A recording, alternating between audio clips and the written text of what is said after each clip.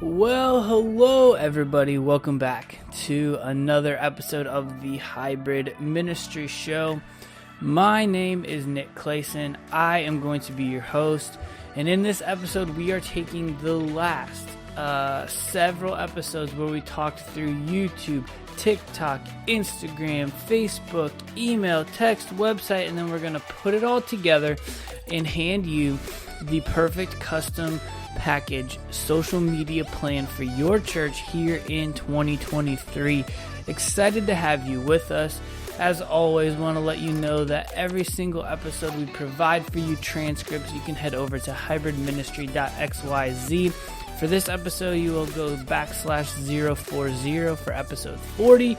Also, we are on YouTube, so go ahead and click the subscribe button over on that. And finally, every little piece of content I pull out for these episodes, we also post those over on TikTok, so you can follow me. Hit all those things up in the show notes, and any other links and articles and relevant things that we're going to be talking about, I will also drop in the podcast episode show notes. Again, you can find all of that just in your podcast catcher or at hybridministry.xyz. Additionally, and as always, you know the drill, it would be incredibly beneficial and helpful to us if you consider giving us a rating or a review, a like or a subscribe on YouTube. All and any of those things help us just be found, just be seen, and get this message of hybrid ministry out to the masses and to the world. And so if that's something that you have the time or are willing or able to do, we would greatly appreciate it. And as a thank you, we want to offer you a 100% completely free ebook. The title of the ebook is Have I Already Ruined My Church's TikTok Account?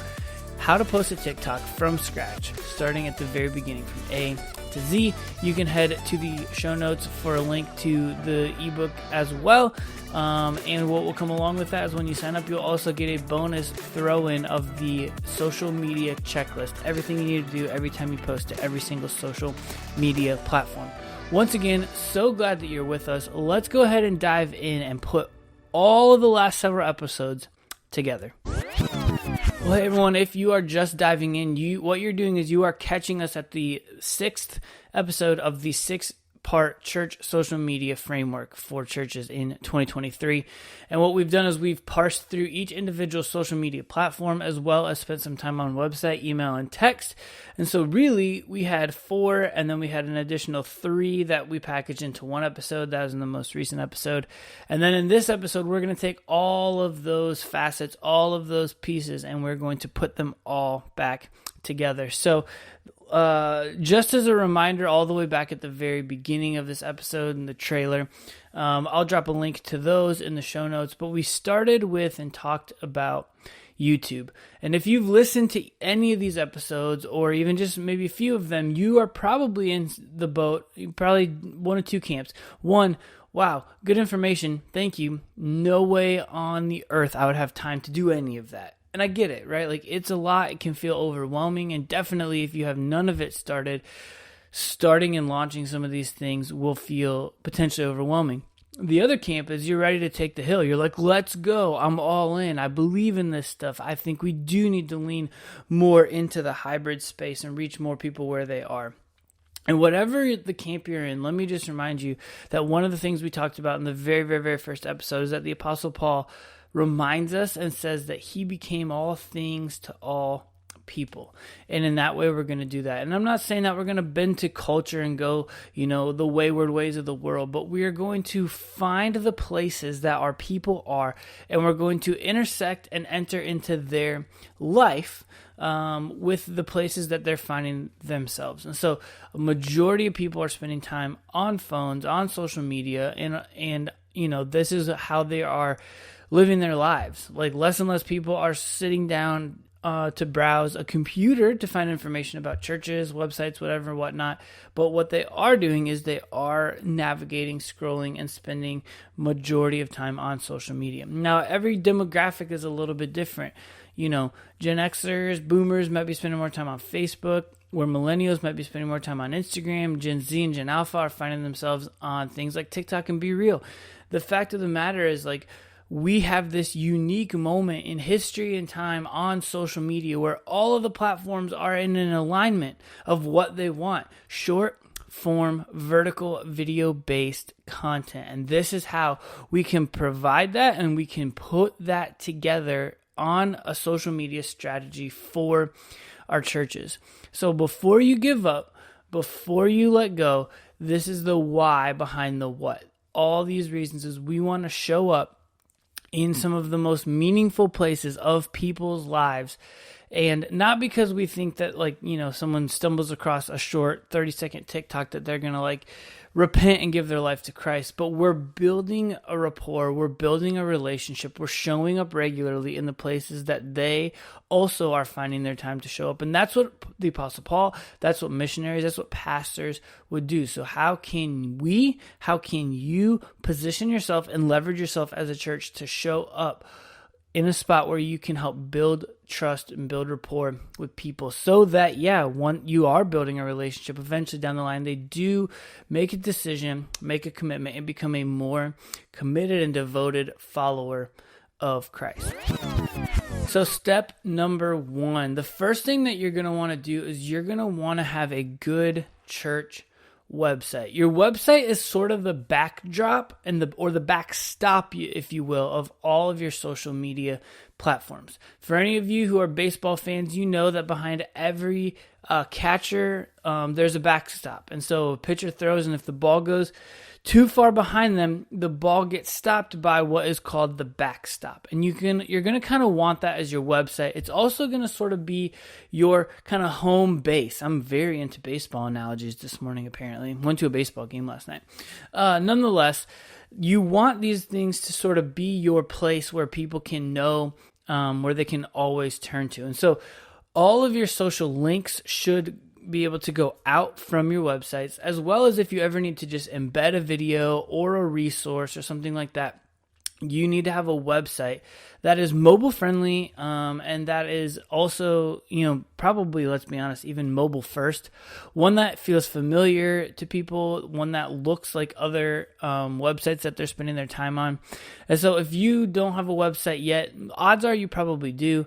Hone that in a little bit, get that built out so that it's a little bit more user-friendly, and begin to think about how can you create even like blogs or resources or other additional pieces of content that can go with and supplement some of the other social media things that we are going to be talking about. My all-time favorite website builder is from Nucleus, the guys up in Canada, Pro Church Tools, Brady Shear, and those guys. Phenomenal website builder, so easy, so user-friendly, and built for churches and for pastors, and you don't need a lot of like website information, know-how, knowledge to pull one of those off. So if you are thinking about starting one, or you're like a side ministry youth pastor, and you have the go-ahead from your senior pastor or communications team to build some sort of like additional website, this can be a great one-stop shop. It also has podcast-like functionality, sermon upload, places where you can link YouTube videos, all those types of things. So let your website kind of be your first stop, your first shop on creating a backstop and creating a home base for everything else that we're about to talk about. All right, so what about, what's first step then? All right, so the first step I would say, and I would recommend, is that we make it YouTube. Begin recording and putting up long-form YouTube videos of your content, of your sermons from the weekend. And if you did not go back and have not listened to the YouTube episode, one of the things that I have been recommending, and one of the things that we have been doing in my own church, in my own context, is we don't have the framework and the infrastructure to like live stream our student ministry services. And so instead of buying cameras and hooking it up to the soundboard and just posting a video of me or anyone else on our team teaching, we are actually sitting down in front of a camera, much like I'm doing right now, and just pre-filming our message talk, our message content. That allows us to craft it and hone it specifically for YouTube, make it better YouTube length, create YouTube hooks. I can do some post-production editing type stuff. But then that also gives me like video clips that I can use later, that I can use later on down the road in and for social media. And so starting with YouTube as your spot. The other reason why that's important is because as we go, we're going to incorporate and use TikTok, Instagram Reels, Facebook Reels, and YouTube Shorts. We're going to use all of those things. And if we're posting little snippets of the sermon, of the message, at the end of it, you can just have a ender screen that says watch the full video on YouTube. And so when you do post something that goes viral or is seen by more people than just those who are following you or your church, what you can do is you can be pushing them to a longer form piece of content. It's pushing them down that funnel. You're building a relationship with them, and maybe they see a few of your messages, 1, 2, 3 of just a little clips, until finally they're like, maybe I do want to hear this message. Maybe there is something interesting and enticing that's going to want me to click and hear the full version of this message. And so that's why I recommend starting with YouTube, starting with filming your messages and getting them posted up there. Use all the YouTube practices, use good thumbnails, use good titling, put them in playlists, use SEO related things, and all of that information is available for you and to you in the YouTube episode that we talked about. Facebook Reels, Instagram Reels, YouTube Shorts, and TikTok. I would recommend posting anywhere from 10 to 15 pieces of short form content per week. That is on average 2 to 3 pieces of content per day when you're in the growth phase. If you're not in a phase where you're looking to grow and get a lot of awareness and people seeing you, then you still want to try and remain consistent, and you can maybe back that down to just 1 per day. But what I would recommend is that you can, like I said, use the clips from your YouTube teaching video pre-filmed and put them on your TikTok and Instagram Reels account. I would also then aim to use things like trending sounds, trending hashtags, templates that you see in CapCut. You know, the more time that you spend on TikTok personally, you're going to know these things. And if you're like, well, that's not me, that's okay. I would beg you and recommend that you reach out and find someone in your church who's Gen Z, who's younger, or who's a teenager, and who might have some ideas of things that you could do. But keep in mind that the trends, they are quick. I mean, I remember at one point, I bookmarked one on like a Thursday, and I came back around on Monday, and it wasn't a thing really anymore. So you kind of just got to jump on it and post it when it's available and ready to do that. So don't miss out on those. Hop onto those. And some of those things are the things that are going to help you get discovered the most by outside people, because it's a popular thing in the moment. And so TikTok is pushing those pieces of content. And you'll know the ones that are trending when like you get on TikTok yourself or Instagram or whatever, and you see it 2, 3, 4, 5 times in like one sitting, one stint. You know, it's just one of those things that like it just keeps recurring. You're like, okay, how can I use this?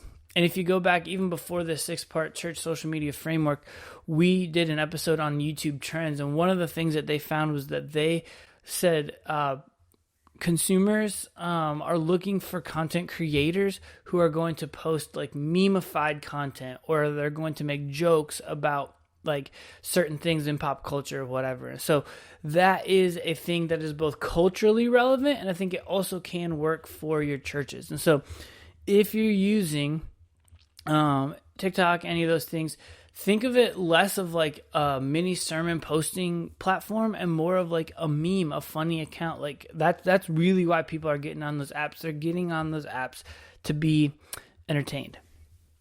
What about Instagram? So Instagram, that everything I just said, that's your Instagram Reels strategy. However, there's more to do on Instagram. So what I would do is, and I laid this out in the Instagram podcast, but on your feed, if you hired me and you're asking me to like consult your church, this is what I would propose. I would propose a Meme Monday, 10 memes, curate them all throughout the week, and then post your 10 best memes in a carousel post. I would recommend a TikTok Tuesday where you post one of your TikToks also to the feed. I would do a Wednesday night recap of what's going on in your church. So maybe like a carousel post of all the ministries that are meeting that night. If not, like I'm a youth pastor, so our main kind of night is Wednesday, anchors us. And so I would do, if I don't have the ability to do photos, I would just do like a recap post.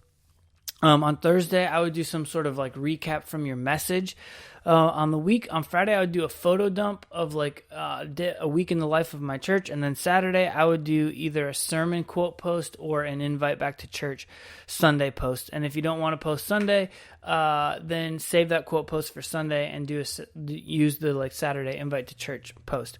There's a 7-day posting strategy on your Instagram feed. On stories, I would also focus on engaging heavily in your stories with your people. That's sort of the spot to kind of go back and forth, and that's where your actual followers are going to be engaging and interacting with you.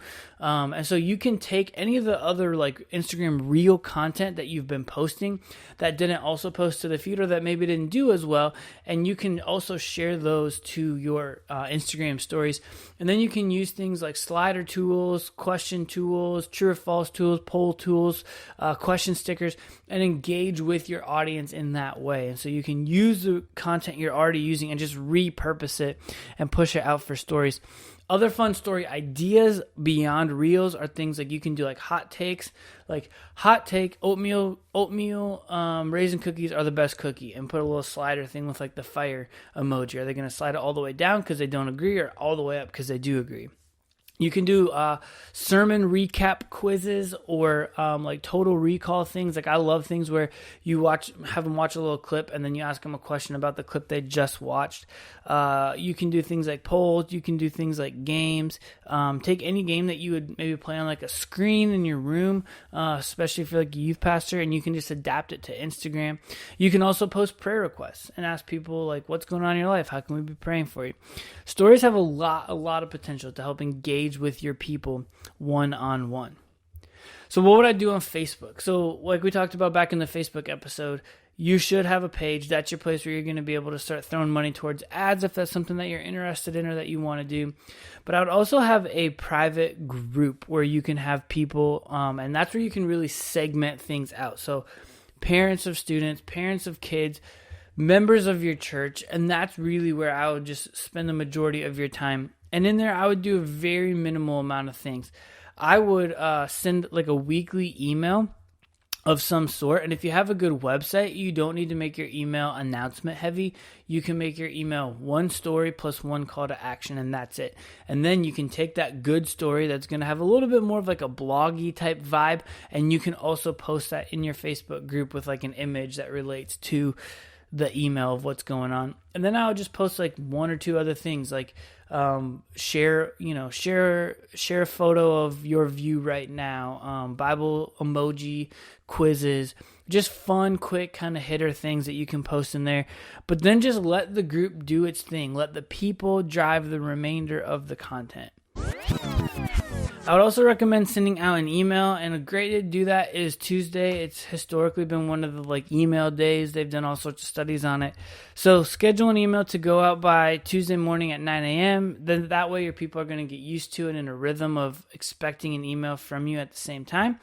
If your email sender gives you the opportunity to schedule it, I would definitely recommend scheduling it. That way you can get a little bit ahead and you don't have to just be chasing your email every single week. I would also perhaps consider linking some of the current messages in your email or any of the other things you want to do on social media. Any of the things you're trying to do to lean into the hybridization, lean into it and send links to those things in email, because what it's going to do is it's going to kind of help create this like circular funnel of like hitting those pieces of content more and more and multiple times. And the same thing is true with texting. You can send out registration forms, you can send out reminders of things. And all of those can be linked directly to your website that you have built. Again, that's your backstop. And so now you have this all-inclusive plan from website with socials, including YouTube and email and texting, and all of that is sort of like your package.